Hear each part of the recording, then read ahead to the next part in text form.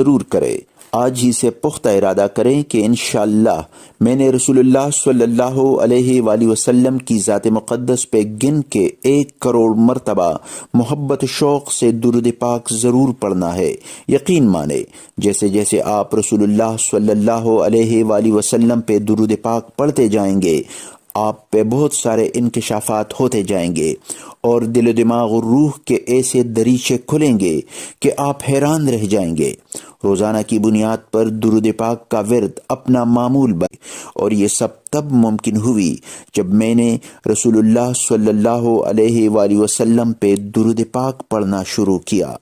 فرمایا کہ درود پاک کا یہ ورد بڑھتا گیا اور میں اس تعداد کو محفوظ کرتا گیا، 1,00,000 2,00,000، اور ایسے ہی جوں جوں آگے بڑھتا گیا اللہ میرے دماغ کو، میرے دل کو، میری روح کو روشن کرتا رہا۔